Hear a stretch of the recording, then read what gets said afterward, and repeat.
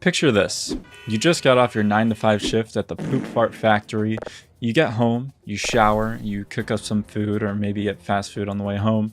You clean up a little bit, feed or walk your pet, and suddenly 2 out of your 5 hours of free time are gone.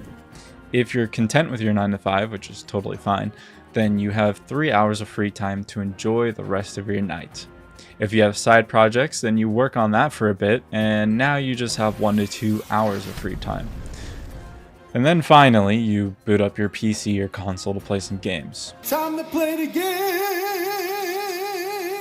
Many people will have a goal in mind. People will boot up COD, drool at the mouth, and work towards that mastery camo for a few hours. Then you go lay in bed, scroll on your phone for longer than you should, and fall asleep. Rinse and repeat.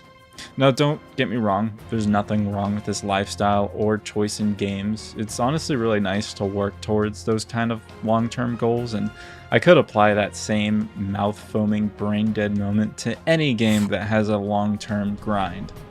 But what if you just play games to have fun? How do you obtain the goal of having fun, especially when the thought of work the next day looms over you like an anvil on a rope? For years, sadly, I've had so many days where I try to force myself to enjoy something, and most of the time it's fruitless. I just can't stop thinking about work even though there's nothing I can control. A very modern question that I even find myself looking up is, how do I enjoy video games again? I mean, hell, this channel is the spawn of insecurity that I had playing video games while unemployed. This channel became a way for video games to be productive. But they don't need to be productive. It's literally just an entertainment medium. Granted, the greatest entertainment medium of all time, but I digress. Think of playing video games like your parents and Facebook. It's supposed to just be a way to relax and unwind, but when we have such tight schedules, we find ourselves trying to get the absolute most out of our time gaming. And this is where our biggest problem lies: playing games efficiently. What I mean by playing games quote unquote efficiently is that whenever you boot up your current game, you tend to look up your builds, the best dialogue choices, how to finish puzzles, how to beat bosses, or do an exploit for more money, all in the name of wanting to maximize your free time. You also start to skip dialogue, you don't read the notes or journals even though they add a lot to the atmosphere, and sometimes you just install a bunch of mods that alter the game completely. The gaming field has changed a lot with easily accessible internet. And honestly, I think that can ruin your experience in a game. Now, these solutions I'm going to provide aren't the solutions to all your problems, but think of it as advice from another pair of eyes. And don't be afraid to say to yourself, well, this advice really isn't for me. Not all advice is for everyone. But hear me out. I think the true way to play a game is to treat it like you're playing it 15 years ago. Let's dig up an old memory of yours, or not if you didn't experience this, but bear with us, rememberers. 10 to 15 years ago, you walk into a GameStop and you bolt it right towards your console section. You start perusing games with the intent to purchase one, and you stumble across a game with some really cool box art and a sick name. For me, when I was a kid, that was like Killzone and Resistance. I had no idea what these games were about, but damn, did that box art look sick. You start looking at the back of the box to get any tiny semblance of what the gameplay might actually look like, but you're not really worried about mechanics, genre, characters, or hell, even politics. But it's the graphics that sell you on that game. You make the purchase, and on the car ride home, you rip up that plastic wrap, get that new game smell, and open up that bad boy. Oh my god. The car ride home on those days could not be any longer, I swear. The whole way you're just reading the manual and looking at all the pictures in it, and then you finally get home and you start playing.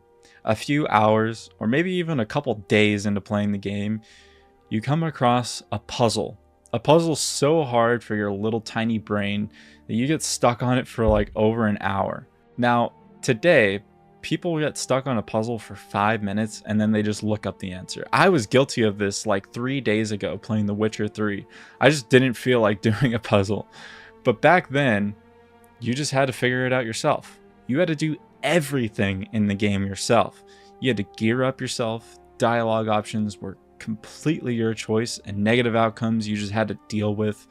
Bosses that you were stuck on, you just had to learn and get better. There was no worry of the optimal build, reading online guides, watching walkthroughs, etc. I think, honestly, this is the true way to play video games.